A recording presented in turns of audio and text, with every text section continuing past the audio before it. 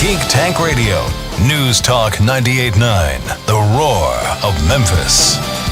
Welcome, everyone. We are the Geek Patrol, and our microphones don't have a stun setting. Today, we're joining you from a Tatooine speed dating party. I mean, I don't even want to. No. I'm leaving. I'm out. She's dated Jawas. No, She's dated. no, I mean, no, do droids come into the mix? I don't know. Are droids prohibited? Maybe there's more than we want to know here. It's a big line on the door. I'll say you this. Just no. We got to go. We got to go. Yep. We got to go. Probably the better part of valor to keep our mouths shut. So anyway, there's a girl Wookiee in the corner, and I'm just not going back there. Okay. Anyway, Oh, she's got eyes for you, though, Allan. Okay. Welcome to Geek Tank Radio. I'm Joe Thorderson here with my friends Brandon Olmstead and Allan Gilbreth and our buddy Max behind the glass. You keep booking us like this, and we're not going to be friends anymore. We're going to go behind the glass. I'll no longer be Max. behind the glass. Yeah. And gee, I wonder what we should talk about today. Let's see. The Book of Boba Fett wrapped up its season finale. The what? We're calling this a fan service jumbo sandwich that they offered. And, season 3 of The Mandalorain was obviously, it's kind of an overlap. I will let you call it that. Okay. We saw some things. We saw the Book of Mando Fett. I don't know. Yeah, and Brandon, once again, you dwell into the dregs of social media, so you see things that I don't see. I was amazed. There's people complaining about this. Yeah, there's a lot of complaints. Okay. All right. I mean, so I am not going to throw you under the bus, Joe. Okay. Because, I know you've been really excited during this thing. But do you remember how you felt about Hawkeye through about 4/6 of the show? Yeah, I guess 2/3 of the show. I said there was a lot of distractions and There's things too that didn't much have anything acting to do. in the show. No, that's not what it was. That was the majority of what people online were feeling about Book of Boba Fett. It's too boring. It drags on. Nothing's happening. I don't know how you could watch the train scene. What do they mean, nothing? And say nothing's happening. I don't. There I was don't a get that. lot. These same people also talk about how Arrow was so great in the first few seasons when every 5 seconds you did a flashback, but now they're complaining about flashbacks with Boba Fett. Okay, Yeah, I don't know, man. yeah. It was a useful storytelling device. I mean, I was intrigued to learn a lot of that stuff, and I mean, you talk about the finale with all the things happening. You can make like a checklist of all the things that are going to be on a T-shirt. Yeah. All the new memes. The finale is actually the only complaint I have, and that's just because they sandwich so much in just 1 hour. Okay, I'm just sitting there going, It was 9 movies worth of stuff an hour. It's like it was just it's like buckle up. you could have given me an extra 20 minutes to slow it down a little bit. Yeah. So we're going to definitely be unpacking the Book of Boba Fett today. Before we get to that, though, gentlemen, I just want to ask, have you guys all got your tickets for the Batman? Oh, yeah, I can't wait. I got mine. Allan doesn't go to the movies, so he's not even fair. But I can't wait. Brandon, I know you got yours. I got mine. Batman movie. Yay. Okay. Well, you said this was the first Batman you've been excited about, but Allan's not excited enough to go to a movie. I'm intrigued by it, by the simple fact they're going to stay within the realms of human ability. From what I've seen the unmasking scene where he's got black, he's got carbon black rubbed around his eyes, and I'm like going, all right, finally, thank you. We're actually going to get a scene, and of course, the funeral scene.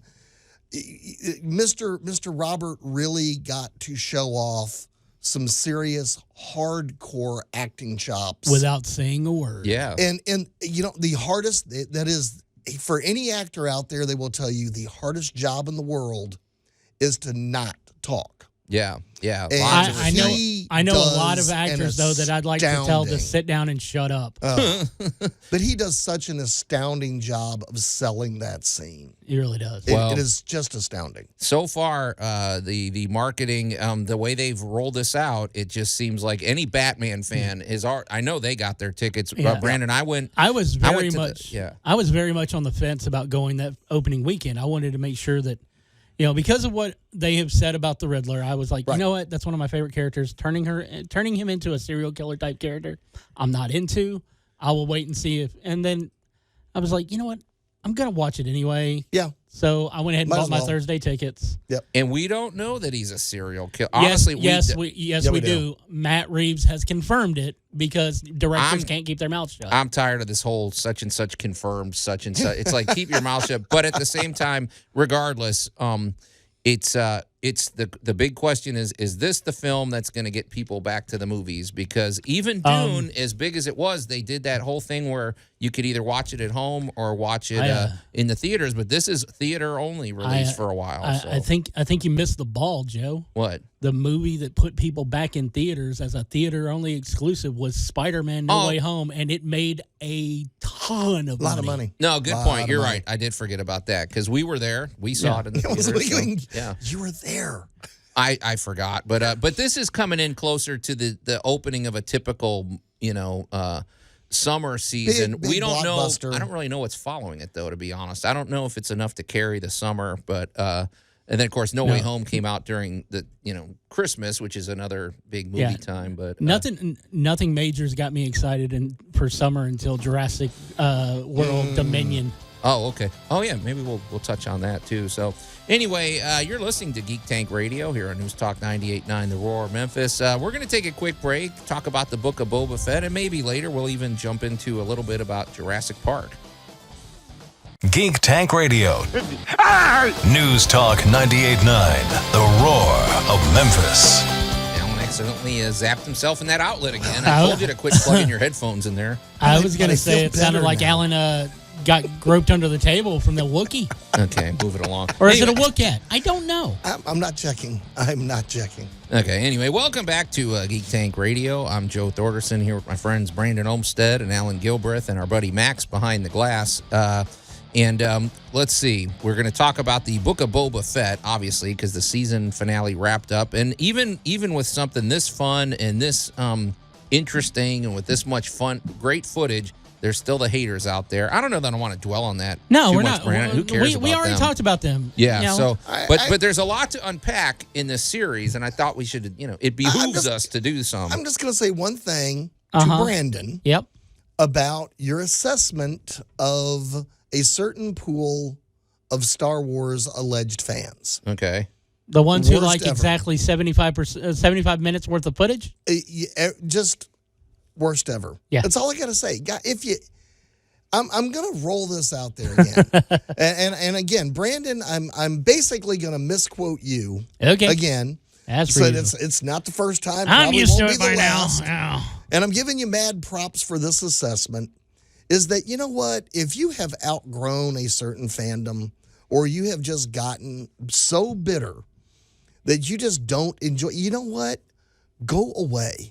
Yeah. I mean, seriously, go find something else that you can enjoy. Because the rest of us, you know what? We had popcorn. We were ready to jump up and down and holler and scream. And all I got to say is, in 1 hour, man, they backed up the bus and they delivered. And I don't say that often. You really don't. The only time you really say that is when someone's paying you. When it comes to this. And when they're backing up the truck to your house. I did not get paid to make this announcement. No. So this was fun. It really is. This was plain out and simple fun. But it's genuine. I mean, me and Joe may disagree on things that we like, but when it comes down to it, we find we have our things we do, and we go into it. There's so many things that I've given up that I've got a nostalgia for, but the more modern takes, they aren't necessarily for me. Yeah, okay. But I'm glad there are people who still love it because it keeps the nostalgia train going. And like we've said before, as long as there's nostalgia, this part of it that I like is going to keep coming back. That being said, the Book of Boba Fett, hands down, is probably one of my favorite Disney Plus series so far. But I want to go ahead and say that I was right. And anybody who wanted to argue with me beforehand can right about what? Yeah, they can go kiss a Wookiee. When they announced Book of Boba Fett, I referred to it as Mandalorain Season 3, Book of Boba Fett, and everybody's like, "No, it's its own show. It's its own show." And it does have its own standalone parts. But if that's not Mando 2.5 as far as the seasons go, then you're smoking something, because everything here set up Den's journey. It did. Yeah. You know, and Din is going to be trained to use the Darksaber correctly by Grogu, who is now starting to remember his past, remember the lessons he's learned. And I'm going to point out one simple little fact about little baby Grogu and Luke warming up his hands Mr. Miyagi style, placing it on his little cute green fuzzy little head and going, let's wake up all those PTSD memories you've got trapped in there. Yeah. And I'm going to point out his species lives, we know because of Yoda, over 900 plus years, right? He's been trained longer as a Jedi than most Jedi even live. But we don't know that, Allan. Well, we don't know that, but we do know that. He might have been 45 before he's potty trained. No. We don't know. He was... You might have been 45 before you were potty trained, I'm just pointing out that ever since his existence, they have keep pointing out the magic number. He's 50 years old. Yeah. He's 50 years old, which means little dude has had more training from more masters than probably any other critter, except maybe Yoda, in their pantheon. And now we've got this wonderful opportunity to turn him loose down a new path. And let's just be honest, the moment that Luke woke those memories, yes, that was the moment that he had already made his choice. Well, he was not going to stay with the Jedi. You saw the look on his face when he was with what he was saying. Because of what we did get to glimpse, that's why I look at Joe and go, he wasn't 45, baby. He was 5. He's had 40 some odd years of training because you got the flashback and you got the fact that the little dude has got PTSD. Yeah, Order he saw Order 66 was, it's a child. And it was dramatic. You know what was really great about that whole situation though? Is we also got to see exactly why Luke ends up doing what he did. Yes. You get to see in that episode when he's training Grogu, you get to see the moment where it puts him on the path that leads to separation from the Force, separation from society. And that was the moment that our wonderful Ahsoka Tano said, "You're just like your father." Yeah. Interesting. Well, that was And then he deals in absolutes by telling Grogu he can only choose one or the other. Yep. And who deals in absolutes? Oh, the Sith. Boy. Yeah. Yep. Well, that was the thing. It's like to choose between, I guess the part of me, I wanted to see Baby Yoda, using a lightsaber, but at the same time, a lifetime of training and not being able to be attached to anything. And we know he's attached to Mando. So, I don't know. Yeah. Another thing to consider, too, like with regards to Luke as a teacher, is we're thinking about the fact that this is like several years after the rebellion, and he's only like a 20 or 30-year-old teacher or so. So he might have a little bit of growing to do on his part as well. He's not he's a good Jedi, but he's maybe not like at his prime just yet. He is an arrogant punk who whines when he doesn't get his way. What does he say to Grogu right then and there when he's making him make the choice? I will train you to be a great Jedi. Yeah. Okay. Luke's not even a great Jedi yet. Luke he kicked some Kiddiddlehofer in that with those shock troopers. I'm sorry, but if your Jedi training allows you to take down robots, that I would say that's tier 1. We get to see Jedi younglings basically do that in the Legends books. Yeah. We're just going to say a lightsaber goes through a robot just like anything else. Straight through butter. Here's my question. Obviously, they're not going to maintain having Luke in the show because then it becomes the Luke Skywalker show. So I understand that. However, we are going to be getting this Ahsoka show, and that was sort of my question because Ahsoka has Jedi training. She's not technically a Jedi anymore. She's more of a rogue. Mm-hmm. Would she be a better instructor for Baby Yoda? Maybe she's like a Jedi light. She already said she can't train him.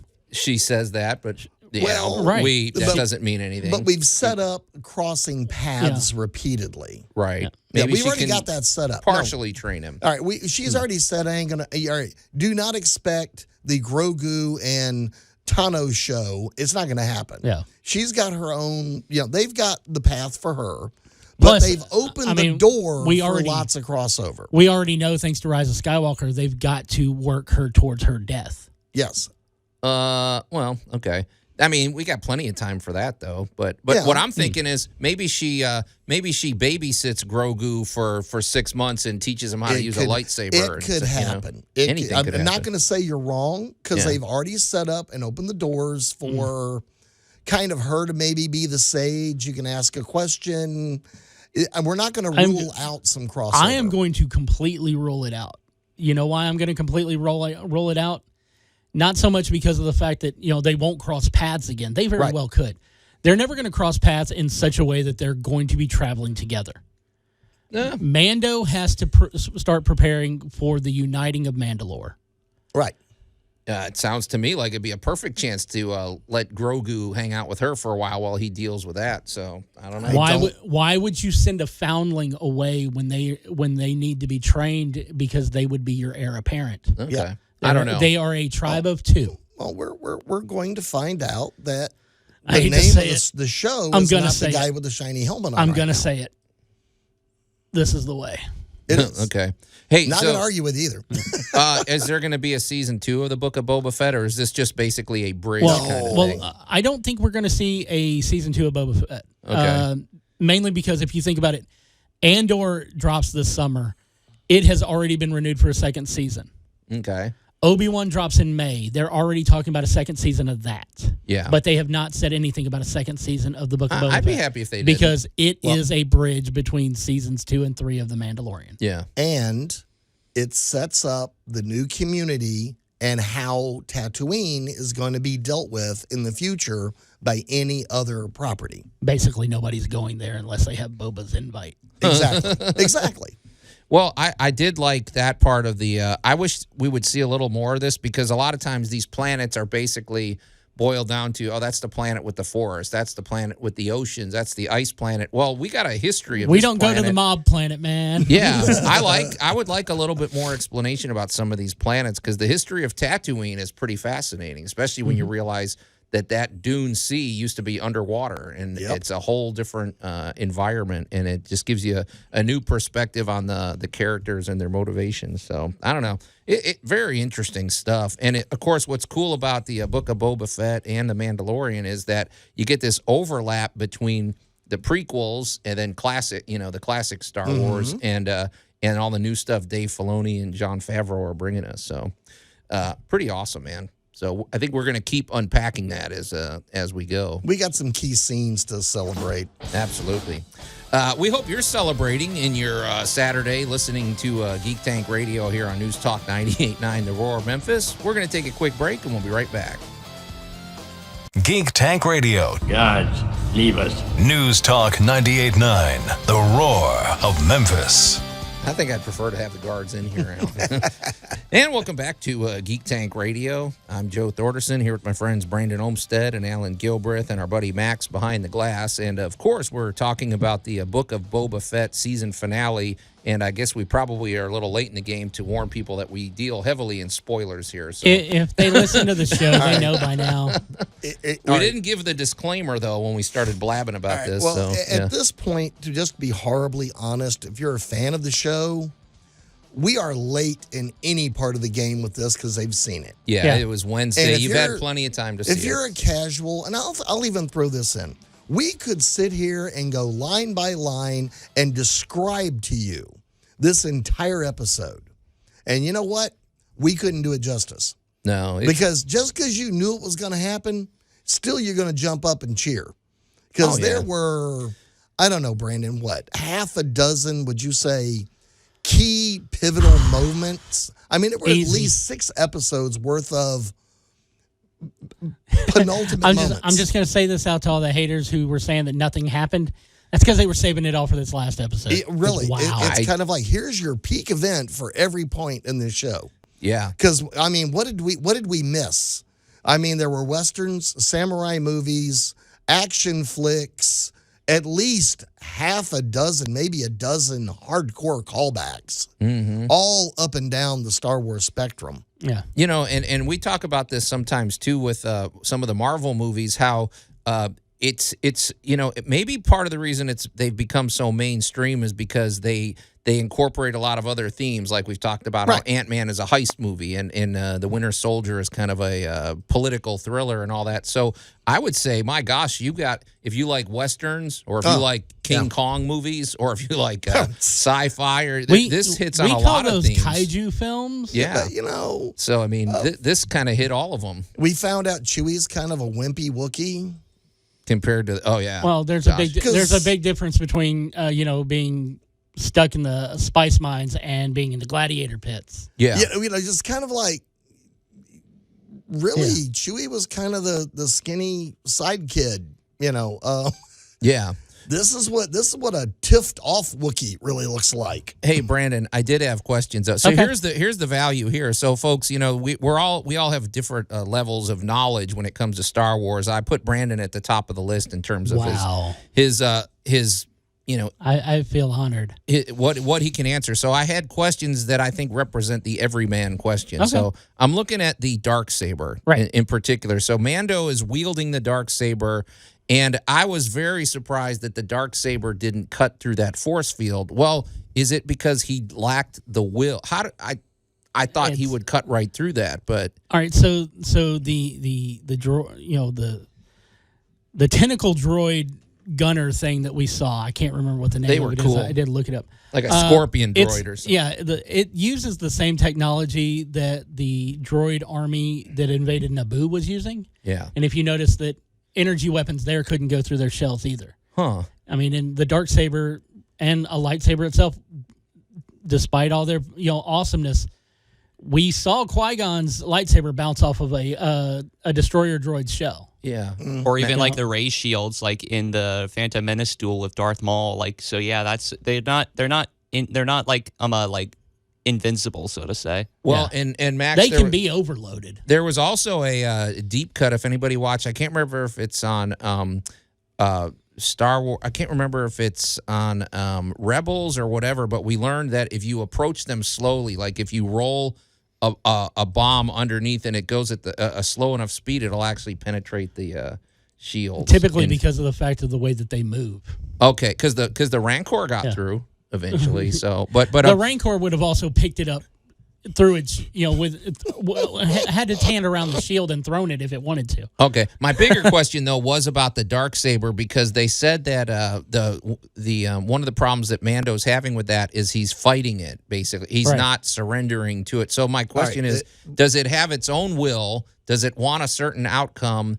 And kind of like wands in Harry Potter, did you feel like his skills were improving a little bit? Like he seemed to make some improvements this week. He did, but at the same time, he also didn't, keep it out as long as he did when he was fighting before. Well, maybe he's learned his lesson. You can't just keep going. You make one cut. When it starts to feel heavy, you stop. But the Darksaber becomes heavier as your emotional and personal baggage becomes heavier.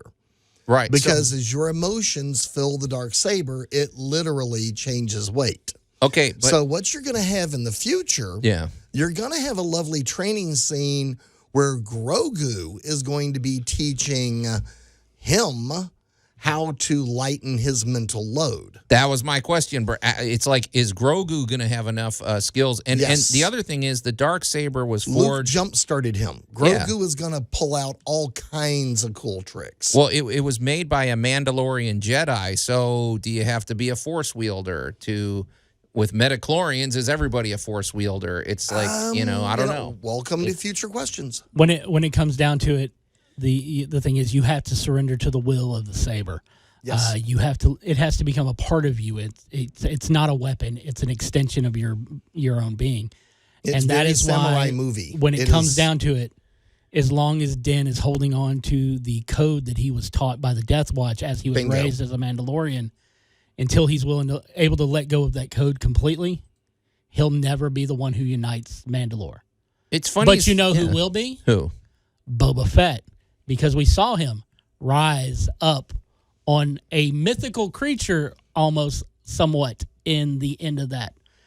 Everything he did with the Rancor at the end of the Book of Boba Fett is exactly what the armorer said that the person of Mandalore would do with the mythosaur. See, this is why we consult Brandon. I totally missed that. That's a good point when they were talking almost like a prophecy, right? Of that's very interesting. And again, why you're getting so much crossover here is the future setup, because the Mandalorian that's going to lead them all into the future, huge prediction, is going to be Grogu. Yeah. The one who unites them is going to be Boba. Is going to be Boba, and our dear Mandalorian now is going to be the impetus or the fuse, if you wish, that brings us forward. Wait a minute. He's the one who shows you that you don't have to be a natural born Mandalorian to lead Mandalore. Okay, but you guys are leaving Sabine out of this. We know she's coming into the next. Sabine is not going to be involved in the uniting of Mandalore. She's already given up on Mandalore. That's why she left. Well, for now, we know. For now, she's going to find Ezra. She's going to reunite with him. They're going to go off and have star babies. You're speaking in absolute, Brandon. You're starting to sound like a Sith. I am a Sith. Where have you been, Max? Well, it's behind funny. the glass. Exactly. Because the armor and that code that Mando is sticking to sounds a little Sith-like, because it does deal with absolutes and things. So, the Death Watch. Do you not remember who the Death Watch were loyal to? Right. Who they learned from? Yeah. Darth Maul. That's what I'm saying. So, yeah, he does need to break from that. He has to be able to break from that. No. All right, so we got all these great things. And as Brandon pointed out, we had some amazing payouts. We'll pick on the Rancor for a minute. All right, well, one, you get a Wookiee manages to get his hand through a force field, showing you that they can be penetrated. Yeah. So the next scene you have... Because it's organic. Because here we go. Here comes a baby Rancor. And this, remember, this is not a big Rancor. This is not a grown one. This is a baby. He looked pretty big to me. I know, but it ain't a grown one. Maturity level. It is not a full-grown Rancor. And, of course, you might as well start playing the Lone Ranger music or whatever, because I knew perfectly good and well when it lowered its head, there was going to be somebody riding it. Oh, yeah. Here we go. Well, we knew Boba Fett was going to be doing that for sure. So we got that. You know, I want to ride it. We needed that payout. I needed that payout. And then, of course, at this point, you went, I hear Donkey at that moment screaming, I have a Rancor, and I'm not afraid to use it. Yeah. Because now we're going to just tear some stuff up. And guess what? They did. They did. Yeah. But let's not forget to throw some props to the true hero of the day, Fennec Shan. Yes. She came through. Not only did she save the augments and get them out of the the standoff they were in, but she single-handedly took out the heads of every syndicate leader on Tatooine. Yeah, I think that was my favorite part. The way she those little sleazebag politicians and everybody. Yeah. That was pretty brutal. So, but it very satisfying had to be done too. So. She was just the critter to get it done. Yeah. And I love that after they got everything fixed, man, did Boba not want anything to do with it. Nope. Yeah, he was like, okay, I don't like all this bowing. I don't like all these salutations. Do I have to keep everything. Smiling? Yeah. Right. Yeah, that was you the wonder most forced smile I've ever seen. Maybe he's going to let her run the show. I don't know. She's like the prime minister, right? She could do all the actual work. Welcome. She's his major domo. Okay, cool. All right. Well, we hope we're your major domos here when it comes to talking Star Wars. Anyway, if we're not, too bad. You stole the words out of my mouth, Brandon. There you go. You're listening to Geek Tank Radio here on News Talk 98.9 The Roar, Memphis. We'll be right back. Geek Tank Radio. Those of you who volunteered to be injected with praying mantis DNA, I've got some good news and some bad news. Bad news is we're postponing those tests indefinitely. Good news is we've got a much better test for you. Fighting an army of mantis men. Pick up a rifle and follow the yellow line. You'll know when the test starts. News Talk 98.9, The Roar of Memphis. Now here's where you could use the dark saber. That thing would take care of business. So, anyway, welcome back to through the first 4, then it's going to be too heavy for you to carry. Good point. Anyway, welcome back to Geek Tank Radio. I'm Joe Thorderson here with my friends Brandon Olmstead and Allan Gilbreth and our buddy Max behind the glass. And, of course, we've been talking about the Book of Boba Fett season finale, which Mandalorain overlaps. 2.5. Exactly. Yep. Mandalorain 2.5. I had We've discussed several things. One of the beauties of this show. The only way this could have been better is if a member of the Bad Batch showed up to help. Yeah. Like good Crosshair. point. Yeah. That would have made it even more interesting if Crosshair showed up because of his complicated stuff. Absolutely. Yeah, there was some good stuff, and it's like we said, what's nice about the series is there's this really nice overlap between classic Star Wars, you could say, the sequels, the sequel trilogy, the original trilogy, and a lot of the new animated stuff that Dave Filoni and Jon Favreau have introduced, and they're blending it all together What's amazing, into a big fan service sandwich, as seriously, I say. So, it's all connected and done so much better in their connection than Marvel, because if they step on a toe, it doesn't matter. You step on a toe in Marvel, it matters. Yeah, because all those 22 movies, they're all interconnected. So you can't, it limits you a little bit. So I did have a question too, Brandon. Okay, Cad Bane. He's that basically he's a cowboy in space. That's all he is. He's a low-life gunslinging, he doesn't seem to have any moral compass other than survive. So, but he is who trained Boba Fett. But he's another one of these guys. He's also the one who screwed over Boba Fett so many times and eventually led to Boba Fett being, carted away as a mail-order bride. Yeah. Okay, Brandon, he reminds me of in the animateds, that like the Clone Wars animated and stuff, I cannot stand that character. He gets on my nerves, and I can't really always figure out why, other than he always survives. He doesn't get his comeuppance, but also you've given me some insight in the past about story arcs. Right. I don't know that guy's had a story arc. He's a lowlife. He's a survivor, and he always... He is the proverbial thorn in the side of whoever he's dealing with. And strangely enough, it always seems to come back to clones. Yeah, and I'm never rooting for the guy. Like, even sometimes, like the Emperor, I'm not rooting for him, but I understand his motivation, and he's a fascinating character, and every minute he's on screen, I want to see him. This guy, Cad Bane, reminds me of Count Olaf. I can't stand Count Olaf. I don't want to hear one word Count Olaf has to say. I don't, and that's how he is. However, I will say, in this live-action version, he was less annoying to me. I thought they did a great job creating his face and everything. I think he's definitely a more tolerable character here. Yeah. Because you know that it's setting up for Boba Fett to, get into basically a fist fight with his former mentor. Yep. Oh, I forgot he was his mentor. That's right. That was another part of the history. Yeah. Okay, that's a good point. Trained him, betrayed him, sold him, bought him, turned him over, got him in a swap meet. I think the character was there so you could hear the theme to the good, the bad, and the ugly. You could hear the tumbleweeds whistle by.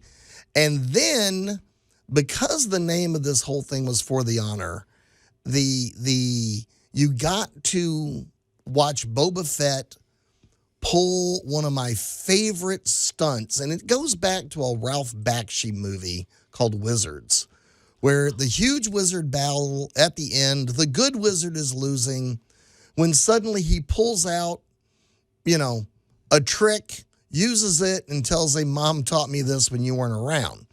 And that was Boba suddenly going all Tusken Raider on him. Yeah, he didn't take him out with a rifle. He took him out Cad Bane had nothing to do with. Yeah, hand to hand, Cad Bane's pretty useless. So, yeah.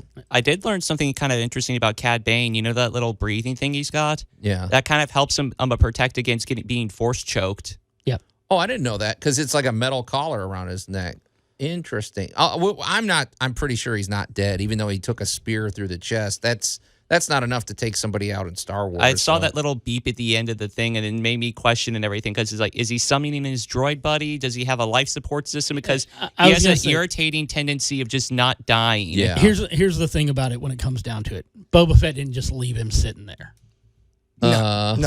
Fett would not have left him dead in the street so that he could come back somehow, some way. I got a feeling he's, Rancor Poodoo by now. Would he have enough? But he doesn't. He wouldn't have the heart to decapitate him, because he'd think of his dad. Maybe that would be. I don't know. It's like to be sure the job is done. Yeah. So, plus, he doesn't want to prove Cad Bane's words right, where he said, "You're just a killer" and everything. Yeah. He's like, all he would do is make sure that he just got to keep him immobile until Fennec gets back. Yeah. She'll cut him into multiple pieces and hand feed him to the Rancor. I did have one. Speaking of which, before you get into another one of your one more questions, that we've got at least 12 of them before the end of the show. Right. How adorable was that nap? Oh yeah, so Baby there was Yoda's, your moment. There it was. There was your moment. In the middle of death, mayhem, and dismemberment all around you. Grogu calms the beast and takes a nap with him. Oh, that's going to be on a T-shirt. That's a meme it's everywhere. It's going to be on coffee cups everywhere. That's just adorable. Or it's going to be like a cut like a cat bed and everything, where like the Rancor makes up the main body of it and Grogu's on the edge of it. Yeah, it's know it just goes to show you, Grogu. You have seen nothing yet. That is what that whole scene was about. Yeah. You have seen nothing yet. Well, I guess that was my thing is, when does he start talking? When are we going to start hearing him talk? We don't need him to talk for a while. He's going to say something soon. I mean, in some episode. When he's ready, he'll speak. At the end of season 5, he's going to say something like, the toast is burnt, or what's going to blow everybody's mind is he's not going to speak like a Yoda. No, his words are going to be, "This is the way," and he's going to say it exactly like that. He's not going to say the way this is. No. Okay. Did you not notice that he looked at Luke like Luke was, out of his mind when he goes, "Do you remember anyone who spoke like that?" And it's like in riddles. It's that jerk who had me taken away. Yeah.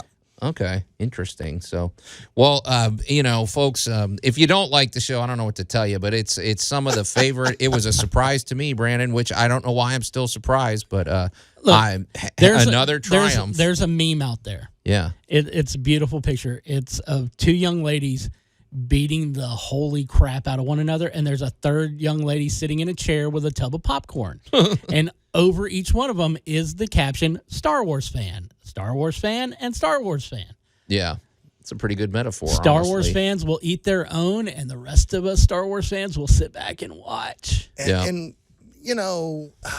and shout really bad, lines from the movie. Well, but for a series of now series, for this interesting take, and I'm liking the fact that they have expanded beyond the limitation of the 2-hour movie. Right.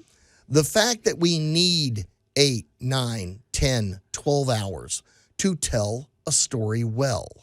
Yes. And I like that they release it once a week, not all at once, so you can enjoy it. And again, let's not binge it. Yeah. Let's spoon it back out to you. Let's give you a chance to argue with somebody, point something out, maybe watch one of these, hey, here are my predictions on YouTube or something like that. Yeah. But it gave you a chance to digest and enjoy what they've done. And now you've got more to look forward to, because this universe, honestly, you're looking at probably, in production value, about a 20-year arc. You're not going to run out of material. If they're going to do a series here, or two with spinoffs. Right. Yeah. Well, I mean, we've got in 3 months, we've got a storyline that takes place in the midst between the prequels and the original trilogy, when Obi-Wan drops on May 25th. Right. Mm-hmm. And then I think it's either late July, early August, we're supposed to get Andor. Right. Which, this is going to be about, I think it's supposed to take place about 5 years before Rogue One. Yeah.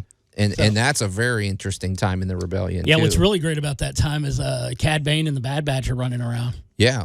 Well, and it seems like all hope is lost at that point, too. That's pretty much... You mean Omega. Omega, yeah. Now, I'm not Kiwi, therefore I won't try to appropriate their language. But, the thing is, we're still filling in the gaps left by 2-hour movies. Yeah.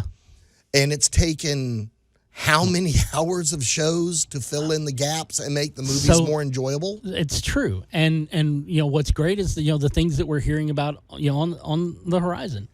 I can't wait for Ahsoka, because not only are we going to get, a mainstream movie, but one thing we've learned with storytelling these days is that there's going to be, stuff where they go back and show you stuff that, that's happened in the past.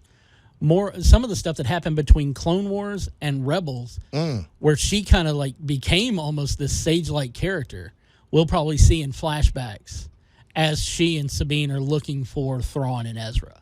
Right. Oh, yeah, it's going to be cool. Yeah, I keep wondering when Thrawn's going to show up because he's kind of lurking out there. Well, I mean, that's the mission for Ahsoka is they are looking for a Thrawn. Yeah. Well, I think this has become the new format of, I think, and I'm going to go back and say, all right, thank you, George Lucas, for what you could do with the technology and format that you did back in 74, 75, and 76. Because the original movie, what is it called now? The New Hope? A New Hope. A New Hope. Of, my gosh, that was in technology, that was 1,000,000 years ago. Yep. They were making it literally in a garage, too. There were scenes that are basically in a garage. Yeah. It's an upside-down sneaker. Okay. Right. All right. You know what, guys? Thanks. Thank you. Thank you for a universe that is now, oh my gosh, almost 50 years old and is just as relevant and just as vibrant. And I'm going to even segue for Joe.